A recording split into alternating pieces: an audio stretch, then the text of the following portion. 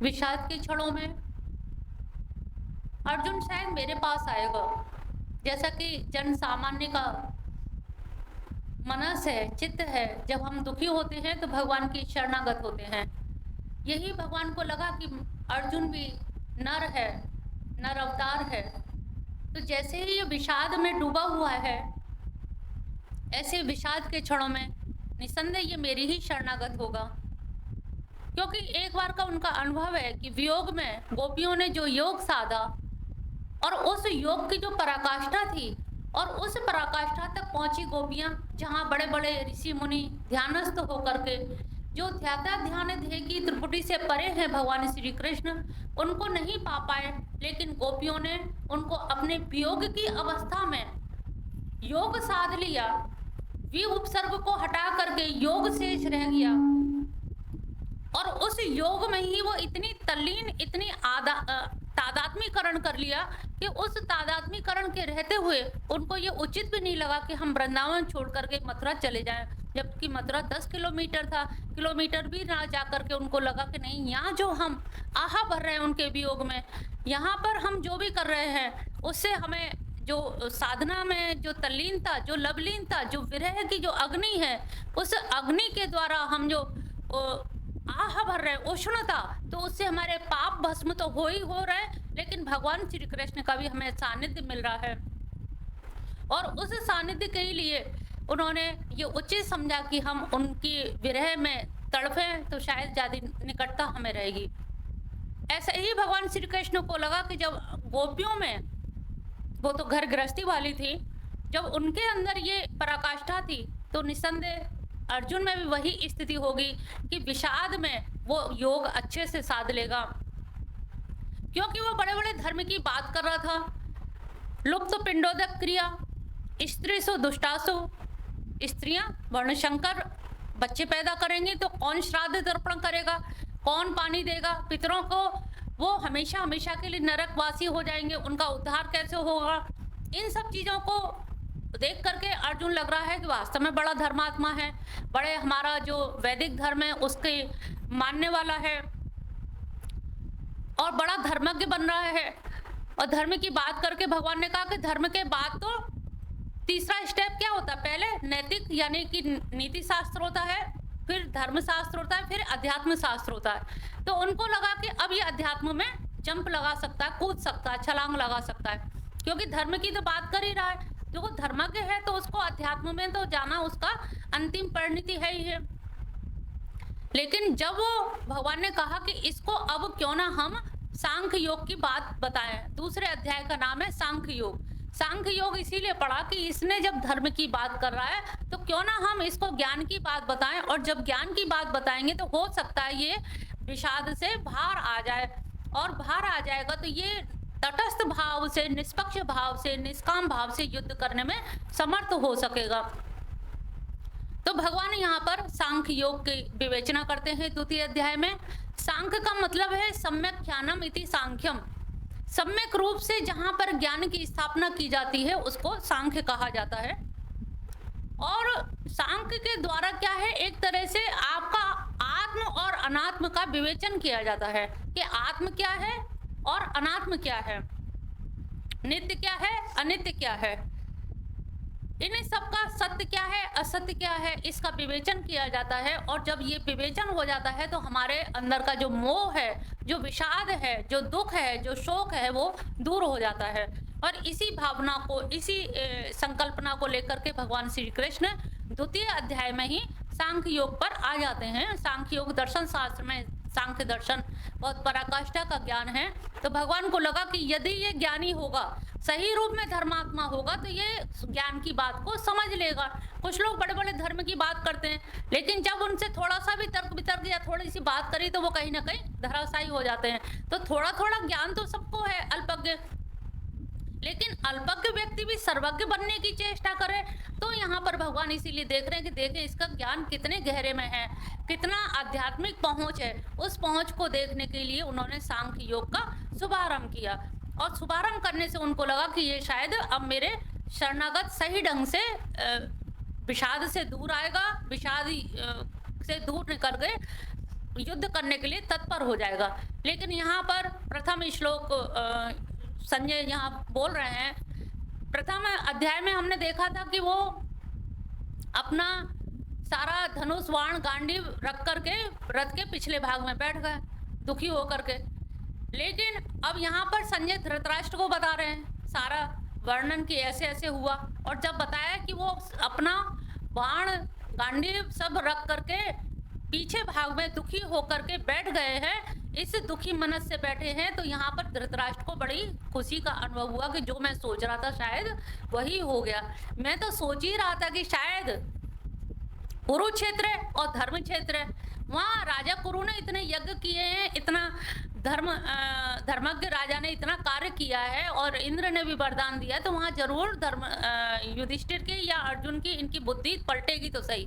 उनको विश्वास था और बिना कुछ किए मुझे राज्य मिल जाएगा, मेरे बच्चों को, मेरा पुत्र को राज्य मिल जाएगा, यही उनकी कल्पना थी। और वो कल्पना उनको काफी कुछ हद तक फलीभूत होती दिखाई दे रही है उनका विषाद योग देख करके। तो भगवान जो सोच रहे थे कि वो ज्ञान की बात करेगा, लेकिन यहाँ पर संजय बता रहे हैं कि उनकी क्या स्थिति है अर्जुन की। पहला श्लोक पढ़ेंगे सभी लोग, स्वस्वर वाचन करें। तम तथा कृपयाविष्टम् अश्रुपूर्णकुले क्षणं विषीदन्तामिदं वाक्यम् उवाच मधुसूदनम्। तथा इस प्रकार से करुणा से आविष्ट होकर के, और करुणा से उनका हृदय इतना ज़्यादा आविष्ट हो गया और उनके जो नेत्र हैं अश्रु से परिपूर्ण हो गए, आंसुओं से भरे हुए लबालब नेत्र हैं। और ऐसे नेत्र वाले उनको विषिदंत यानी कि दुखी मन से उस अर्जुन के प्रति भगवान ने ये वचन कहे। वाक्य उवाच किसने कहा? मधुसूदन। अब यहाँ मधुसूदन नाम लेने का भी एक ये है कि भगवान कृष्ण तुमने तो मधु नामक दैत्य को मारा है और आप फिर मारने की आज्ञा दे रहे हैं, तो यहाँ पर वो बता रहे हैं। तो एक तरह से अश्रुपूर्ण भी है उसका, यहाँ पर मनोस्थिति अभी वही है जो प्रथम अध्याय में थी, जो दुखी होकर बैठ गया था। यहाँ पर द्वितीय अध्याय में अभी मनोस्थिति संभली नहीं है। अब और क्या हो गया? आंखों में आंसू और भरे हुए हैं और मन अभी भी करुणा से दया से आर्द्र है कि अरे मैं बहुत गलत काम करने जा रहा हूँ, ये मुझे नहीं करना चाहिए।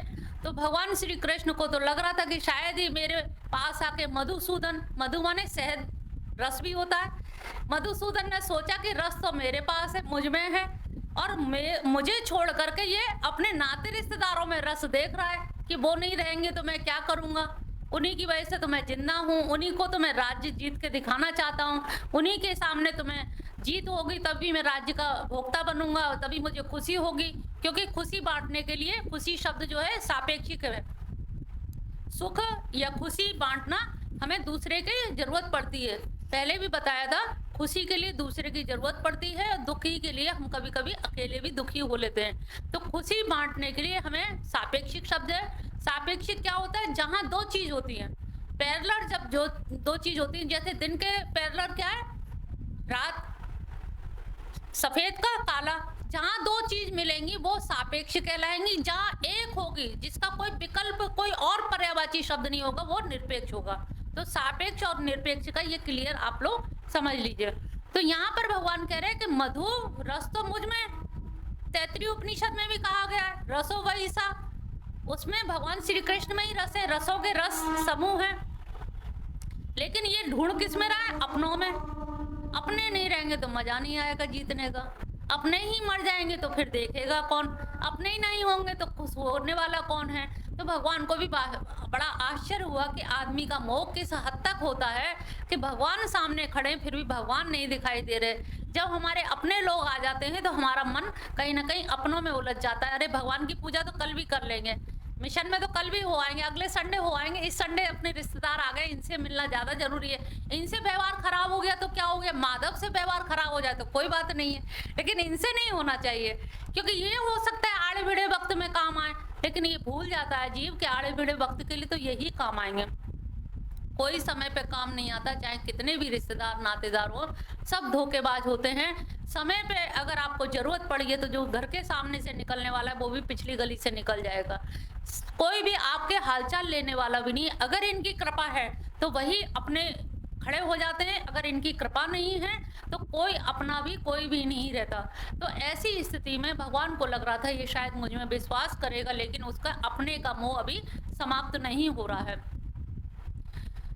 तो यहाँ पर अब भगवान कह रहे हैं, मैं संक्षिप्त में ही करे दे रहे, कुतस्त्वा, दूसरा श्लोक है, कुतस्त्वा, कहाँ से ये तुम्हारे अंदर कश्मल मिदम विस्मय समो उपस्थितम, ऐसे विषम स्थिति में तुम्हारा ये जो कश्मल यानी कि जो कसैलापन है या जो मोह है, जो ममता है, ये इस समय कैसे उत्पन्न हो गई। इस समय रणभूमि में रण की बात करनी चाहिए, लेकिन तुम बात काहे की कर रहे हो भाई। रणभूमि में कोई बांसुरी वादन करने तो तुम आए नहीं हो, नृत्य करने तो आए नहीं हो, लेकिन यहाँ पर बात तुम कैसे कर रहे हो और आंखों में आंसू भरे हुए हो। ये तुम्हारे अंदर ये जो आया है ये कहाँ से आ गया? क्यों? क्योंकि तुम माता कुंती भी ऐसी नहीं है, वो तो छत्राणी है और उन्होंने तो कह के भेजा था कि मेरे पुत्रों से कह देना। भगवान श्री कृष्ण जब दूत बन के गए हैं कौरवों के पास तो उन्होंने कहा कि उनको सब मेरे 5 पुत्रों को याद दिला देना कि छत्राणी जिस दिन के लिए पुत्र पैदा करती है आज वही समय आ गया है और अब तुमको छत्राणी ने जो दूध पिलाया है उसको तुम्हें ऋण से ऋण करना होगा। जो जितने कष्ट उठाए हैं उनसे निवारण करना होगा। जिस दिन के लिए छत्राणी पैदा करती वो दिन आज आ गया है। जब तो यहाँ पर वो कह रहे हैं कि तुम्हारे ये विषम स्थिति में, देखिए आप अर्जुन जो बात कर रहा है ठीक कर रहा है, लेकिन गलत जगह कर रहा है। जैसे आप लोग कहीं डेड बॉडी में जाएं शमशान घाट पे और कहें कि भाई लड़की के लिए कोई लड़का बताओ, तो आदमी क्या कहेगा? अरे ये बाद में भी पूछ सकते थे। ये तो होता है भैरव घाट से निकलते ही पार्वती बागला रोड पे आते ही लोग पूछने लगते हैं। लेकिन अगर आप वहीं पे चिता जल रही है और शादी विवाह की बात करें या शादी विवाह के समय मंडप में भांवर पड़ रही है और आप मरने गिरने की बात करें तो हम कहते हैं अरे ऐसे अशगुन बात मत करो, अपशगुन होगा।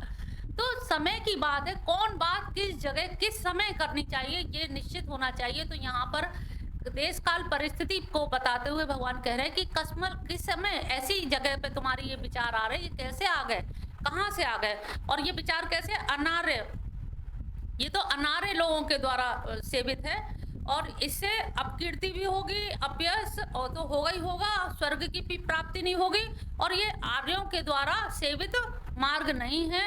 हे अर्जुन, तुम्हें इस समय कैसे ये कश्मल या कैसे ये पाप या मोह कैसे समय पे ये उत्पन्न हुआ है, ये इस समय पर नहीं होना चाहिए। तीसरे में कहते हैं क्लेब्यम मम इसमें पार्थ, पार्थ जहाँ जहाँ उच्चारण करते हैं वहां पर ये निकटता दिखाते हैं, क्योंकि प्रथा पुत्र है, कुंती के पुत्र है, तो बार बार ये लगता है कि कहीं मेरे बुआ के पुत्र है तो शायद इनको मोह आ जाए कि आप भी तो रिश्तेदार हैं, खाली कौरव भी रिश्तेदार थोड़ी हैं, ये भी तो मातृपक्ष के हैं रिश्तेदार। तो वही पार्थ कह करके वो कहते हैं कि शायद इसको मेरी तरफ ध्यान आ जाए और मेरी ओर ध्यान आकर्षित करेगा तो संभवतः ये इसको ज्ञान की जो आवरण चढ़ा हुआ है वो आवरण दूर हो जाए। तो यहाँ पर इसीलिए कहते हैं क्लेब्यम, तूने ये क्लेब्य नपुंसकता या क्लिप क्यों धारण कर रखा है? हे पार्थ, ये तुम्हारे लिए इस समय पे ये उचित नहीं है। क्षुद्रम हृदय दौर्बल्यम, तुम ये हृदय की दुर्बलता को, क्षुद्र जो छोटी तुक्ष दुर्बलता है इसको त्याग दो। और त्याग कर क्या करना है? त्यक्त्वा, त्यक्त्वा माने त्याग कर, उत्तिष्ठ, उठ करके हे परंतप, परंतप माने तुमने तो बड़े बड़े लोगों के युद्ध में छक्के छुड़ा दिए हैं। एक बार कहते हैं कि शिव जी से भी युद्ध हुआ था तो उसमें भी इन्होंने विजय हासिल की। क्लीव कहने का मतलब है या नपुंसकता। एक बार ये इंद्रदेव के पास युद्ध की विधि सीखने के लिए गए तो वहाँ 5 वर्ष इन्होंने युद्ध में प्रवीणता प्राप्त करने के लिए, युद्ध के कला कौशल सीखने के लिए गए। जब ये वहाँ रहने लगे तो उर्वशी का मन इनके प्रति आसक्त हो गया। एक रात्रि में उर्वशी इनके पास जाती है और निवेदन करती है काम पीड़ित होकर के। तब इन्होंने कहा कि माते, मैं आपको माँ के समान समझता हूँ और आपके जो हाव भाव है वो उचित नहीं है। जब उर्वशी को लगा कि अरे मैं उर्वशी अप्सरा और मेरा तिरस्कार जो बड़े बड़े ऋषि मुनि नहीं कर पाए और ये अर्जुन ने मेरा तिरस्कार कर दिया, तब वो अभिशाप देती है कि तुम नपुंसकता को प्राप्त होगे 1 साल के लिए, ये तुम्हें भोगना पड़ेगा। और रुष्ट होकर के वो चली जाती हैं। तब बाद में सुबह प्रातः उठने पर यह बात घटनाक्रम पता लगता है तो इंद्रदेव समझाते हैं कि अर्जुन, ये 13 वर्ष का जो वनवास होगा उसमें 1 वर्ष जो अज्ञातवास होगा, उस अज्ञातवास में तुम्हें क्लीब बनना पड़ेगा, नपुंसक बनना पड़ेगा। तो राजा विराट के यहाँ जब ये अज्ञातवास में रहते हैं तो ये नृत्य सिखाने का काम करते हैं। उनकी बेटी जो उत्तरा है, उत्तरा को ये ब्रैन लला के नाम से ये उत्तरा को कथक नृत्य, भरतनाट्यम वगैरह सब सिखाते हैं। और वो उस समय ये लहंगा और चुनरी और श्रृंगार करके उसी वेशभूषा में रहते हैं। विराट के यहाँ सभी लोग रहे। सैरंध्री के नाम से द्रौपदी रही। राजा ये धर्मराज युधिष्ठिर है, वो राजा के बताया कि मैं युधिष्ठिर का दाया अंग था, उनको जुए की कला सिखाता था, किस तरह से पासे फेंकने, किस तरह से। तो सभी ने अपने नाम बदल रखे थे। नकुल सहदेव गौशाला और घुड़साल के वो सेवक बन गए। भीम को रसोई का काम मिल गया, रसोईया का। तो 1 वर्ष और इनको दासी का, सैरंध्री का काम मिल गया द्रौपदी को। तो सभी लोगों ने अज्ञात नाम से, तो 1 वर्ष इनको नपुंसक बन के रहना पड़ा। यहाँ पर भगवान वही कटाक्ष कर रहे हैं कि अरे उस समय तो मजबूरी थी तुम्हारी नपुंसक बनने की, लेकिन आज क्या मजबूरी है? आज तुम ये क्लेब, ये भाव क्यों ला रहे हो? नहीं, क्षत्रिय होकर नपुंसकता क्यों ला रहे हो? आज क्या कारण है? आज तो कोई ऐसा कारण नहीं है, लेकिन इसको तुम त्यागो। और उस समय इसकी जरूरत थी, लेकिन आज इसकी जरूरत नहीं है। हर चीज की समय समय पर जरूरत होती है। क्या वही घटना तुम्हें फिर याद आ गई नपुंसक होने की? फिर तुम्हें वही याद आ रहा है क्या?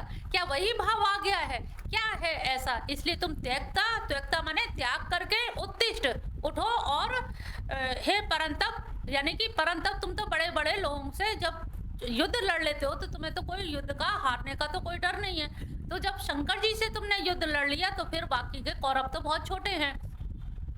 और कौरवों को तो एक बार गंधर्व चित्ररथ ने युद्ध में हराया कौरवों में, तब तुमने लड़ाई लड़ी। तो कौरव तो इस उनसे लड़ चुके हो, ऐसा भी नहीं तुमने कभी लड़ाई ना लड़ी हो। लेकिन अब तुम इस तरह का जो भाव ला रहे हो ये बड़ा गलत है। तो अपने क्लेब को, अपनी नपुंसकता को त्यागने का कष्ट करें।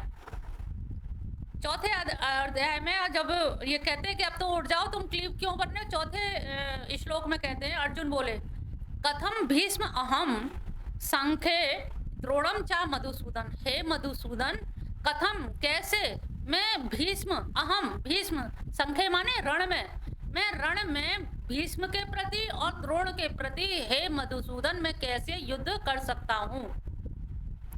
ईसु भी, यानी कि बाणों के द्वारा भीष्म पितामह और ये जो है द्रोणाचार्य प्रति, इन दोनों के प्रति योत्स्यामि, मैं युद्ध यानी कि बाण नहीं चला सकता, क्योंकि पूजा अरिसूदन, ये दोनों मेरे पूजा करने योग्य हैं। इन्होंने मुझे बाण चलाना सिखाया है, तो ये दोनों ही मेरे पूजनीय हैं। और पूजनीय के प्रति मैं बाण नहीं चला सकता। लोगों को लगेगा कि अर्जुन तो बहुत ईमानदार, बहुत अच्छा शिष्य है, लेकिन यहाँ पर भगवान कृष्ण कह रहे हैं, तू सही कह रहा है कि तू, तेरे लिए पूजनीय है। लेकिन जब पूजनीय लोगों ने चीर हरण होते हुए देखा द्रौपदी का, तो तूने उस समय पूजा क्यों नहीं की? अगर पूजनीय है तो पूजा उस समय भी करता। आज तुझे रण में पूजनीय लग रहे हैं। जब कौरवों ने जहर का लड्डू भीम को खिला के पानी में फेंका, तब तुझे पूजा तूने क्यों नहीं की? भाई इतने फिर अज्ञातवास में 12 वर्ष का वनवास दिया, तुझे पूजा करके जाना चाहिए था। और अज्ञातवास से लौट के पूजा करके फिर लौट जाता कि भैया सब कौरवों को दे दीजिए। तो ये युद्ध के लिए सारा उपक्रम में सारथी बना, इतनी सेनाओं को 7 अक्षौणी सेना तैयार करके लाए। ये सब करके लाने का ये उपक्रम क्यों किया फालतू में? जब पूजा के योग्य है तो आज ही पूजा के योग्य हो गए। वहां घर में थे या रण से पहले क्या वो पूजा के योग्य नहीं थे? अगर योग्यता बता रहा है, ये तो पहले भी पूजनीय थे। लेकिन संख्या माने रणभूमि में बता रहा है तू। अरे तू वहां बताता तो हम आते ही नहीं, तू वनवास चला जाता, लौट के आने की जरूरत ही नहीं थी। अज्ञातवास में तो थे ही, और धृतराष्ट्र कह जाते कि आप ही रहेंगे सर्वे सर्वा, तो युद्ध की कोई बात ही नहीं होती, और मुझे दूत बना के क्यों भेजा? ये सारा उपक्रम करने का, नाटक करने का मतलब क्या है? आज तुझे वो पूजा के योग्य लग रहे हैं तो, और माता कुंती ने कष्ट उठाए जीवन भर, क्या तुझे बिल्कुल भी नहीं तरस आ रहा कि जिस माँ ने मुझे जन्म दिया उस माँ से, फिर जब वो चीरहरण हो रहा था तो भीम ने क्यों तेजी से बोला कि मैं जब तक मतलब इसके दुशासन के जंगा चीर के या छाती फाड़ के मैं रक्त ना पी लूंगा? तुझे समझाना चाहिए भाई, किसके लिए आप ऐसा कर रहे हो? कौरव तो सब अपने ही है, काहे के लिए लड़ रहे हो? तो ये पूजा के योग्य शंख है, यानी कि रण में ही तुझे क्यों याद आ रहे हैं? रण से आगे पीछे क्यों नहीं याद आए? या अभी रण में करने की कौन सी बात है? आगे फिर बोले अर्जुन, गुरु न हत्वा, और गुरु को मारकर ही महानुभाव और अपने भीष्म पितामह इतने महान हैं